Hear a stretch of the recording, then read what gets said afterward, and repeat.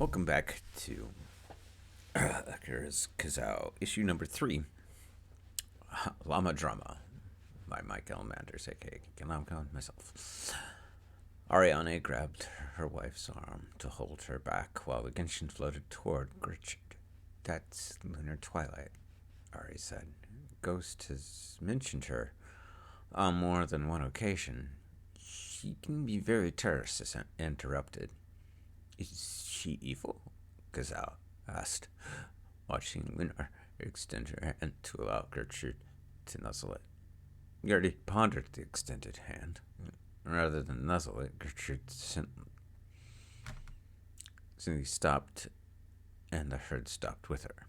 Llama and Genshin gazed at each other for long moments before the extraterrestrial sighed. Ghost supplied us with a list of her accomplishments, Ariane said.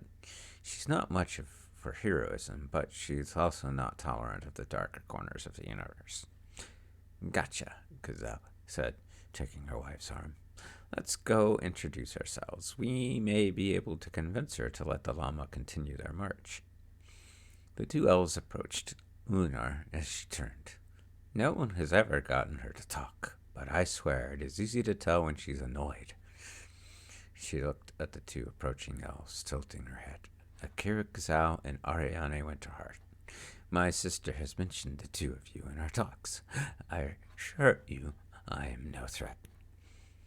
Keeping her wife close, Kizzau extended her free hand to Lunar. I'm sorry. We are a bit protective of Gertrude and the totems. Have had more than one encounter with beings trying to hunt them tonight. Gertrude has been escorting her friends somewhere, and we sort of want to guide them to whatever destination that might be. Would you like to join us? I shall, Lunar said, turning back to Gertrude for a moment. Is it all right if I join your friends as you march through the city? Gertrude nodded her head before bleating into the air once more. Again, the cry was repeated as the llama began marching down the street once more. As Gertrude passed them, Lunar began hovering over the herd. The shadows seemed to creep around her again, but the Genshin waved the clouds away. We have quite a journey ahead of us. This pace will take us quite into the next day. Bored already? Kizzau asked. Hardly, Lunar replied. I once followed the rotation of a moon for an entire year just so I could see the light cross over one mountain at a very particular angle. It was the most satisfying example of patience within serenity. Have you studied philosophy at all? Ariane asked, crooking an eyebrow. I studied with a few masters across different dimensions, but it really comes down to finding the calm within yourself and what you can do to bring about that calm, Lunar said. Each encounter has something to look within. This march will bring peace to her friend as she wants to protect her own. Looking about, I can see her need is now mirrored by many. Well, I say we keep walking the walk, Kizzau said. This will lead us to another adventure, Ariane said, smiling and taking up a pace next to Gertrude once more. We have done quite well at keeping together on these recently. For long moments, Kizzau inhaled sharply. There was a side of herself that very few were allowed to witness. Before she left Earth, she had it defined by a therapist, bipolar disorder. Ari had begun a life with her knowing that something was within Kizzau. The constant flow of trying to force love away, feeling she did not deserve it, would have sent any normal lover into flight. But not Ariane went to her. Clenching her hands, Kizzau put her arms straight down. I'm still a little shy about events being able to pull us apart. I know it's selfish of me, but like you said, when I came home, I want to stand together and not leagues away from one another.